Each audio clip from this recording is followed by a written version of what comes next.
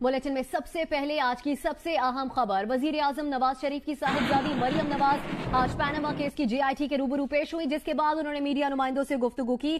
कहा कि JIT में पेश होकर वो कर्ज भी उतार दिया जो उन पर वाजिब भी ना था। उन्हें हर मामले में इसलिए शामिल किया जाता है कि बेटी का नाम इस्तेमाल करके बाप को दबाव में लाया जा सके। नवाज शरीफ की बेटी को उसकी कमजोरी समझने वाले नवाज शरीफ की बेटी को उसकी ताकत पाएंगे। उनका कहना था कि जो सवाल JIT ने पूछा उस सवाल का जवाब दिया। मैंने उनसे एक सवाल पूछा कि हम पर जो इल्जाम है वो बताया जाए। मरियम नवाज का कहना था कि उस दिन से खौफ खाओ जब नवाज शरीफ अपने सीने में दफन राज और उसके खिलाफ की गई साजिशों से पर्दा उठा देंगे।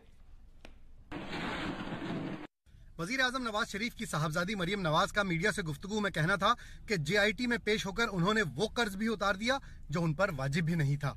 मैं आज पाकिस्तान की बेटी होने की हैसियत से, एक सिटिंग प्राइम मिनिस्टर की बेटी होने की हैसियत से और उस इंसान की बेटी होने की हैसियत से जिसने हमेशा आइन और कानून की पासदारी की है, मैंने आज वो कर्ज उतार दिया जो मुझ पे वाजिब भी नहीं था।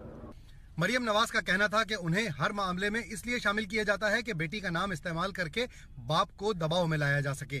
उन्होंने कहा कि नवाज शरीफ की बेटी को उसकी कमजोरी समझने वाले नवाज शरीफ की बेटी को उसकी ताकत पाएंगे। वजह यह है बाप को बेटी का नाम इस्तेमाल करके अंडर प्रेशर लाना। नवाज शरीफ की बेटी को उसकी कमजोरी समझने वाले नवाज शरीफ की बेटी को इंशाअल्लाह उसकी ताकत पाएंगे। मरियम नवाज ने कहा कि जो सवाल JIT ने पूछे उन सब के जवाब दे दिए, लेकिन उन्होंने जो सवाल पूछा कि अगर उन पर कोई इल्जाम है तो वो बताया जाए। JIT वालों से मैंने पूछा, एक सवाल अब मेरा भी है, क्या मैं कर सकती हूँ? उन्होंने कहा आप पूछे। मैंने कहा आप मुझे काइंडली ये बताइए कि हम पे इल्जाम क्या है। उनके पास इस बात का कोई जवाब नहीं था। मरियम नवाज का कहना था कि जिन लोगों का कोई जरिया आमदनी नहीं उनसे भी सवालात पूछे जाएं। जिन लोगों का सवाए लोगों की जेबों में हाथ डाले रखने के, सवाए मांग तांग